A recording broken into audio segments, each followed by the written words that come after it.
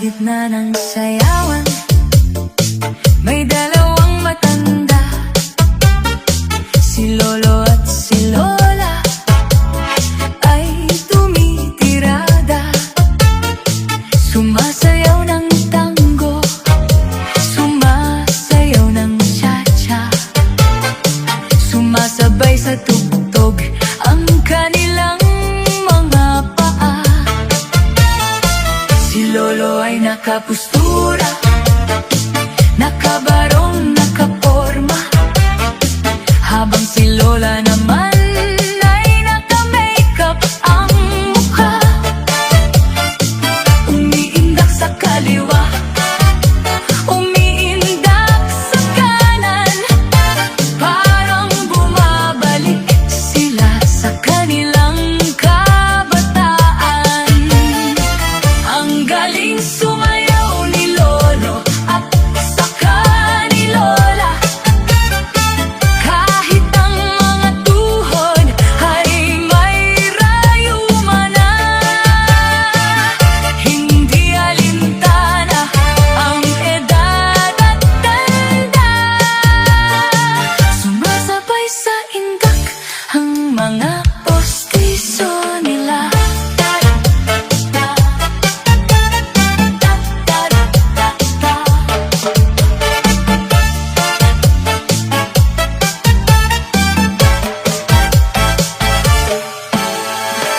Kahit sumasakit na ang kanilang mga tuhod, basta't may sayawan, sila ay sumusugod. Kahit may mga rayuma, sila ay sumasayaw pa. Sa tuwing marinig ang paboritong kanta, si Lolo ay nakapustura, nakabarong, nakaporma, habang si Lola naman ay naka-makeup ang mukha. Umiindak sa kaliwa, umiindak sa kanan, parang bumabalik sila sa kanilang kabataan. Ang galing sumayaw ni Lolo at saka ni Lola, kahit ang mga tuhod ay may rayuma na.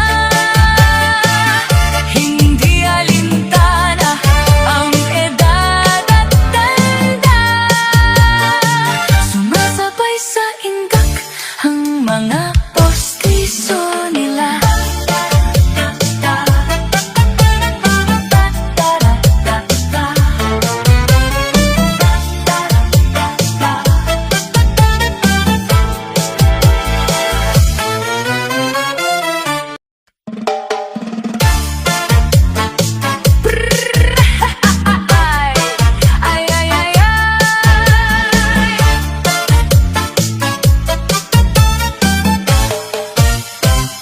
Sa gitna ng sayawan, may dalawang matanda, si Lolo at si Lola, ay tumitirada. Sumasayaw ng tango, sumasayaw ng cha-cha, sumasabay sa tugtog ang kanilang mga paa. Si Lolo ay nakapustura, nakabarong, nakaporma, habang si Lola naman ay naka-makeup ang mukha. Umiindak sa kaliwa, umiindak sa kanan, parang bumabalik sila sa kanilang kabataan. Ang galing sumayaw ni Lolo at saka ni Lola, kahit ang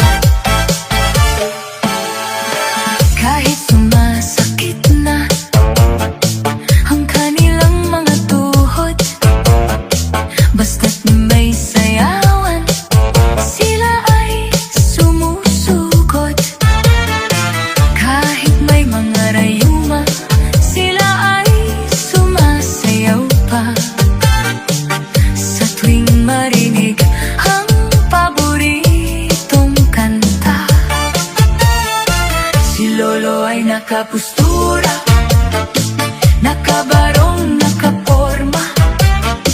Habang si Lola naman ay naka-makeup ang mukha. Umiindak sa kaliwa, umiindak sa kanan. Parang bumabalik sila sa kanilang kabataan.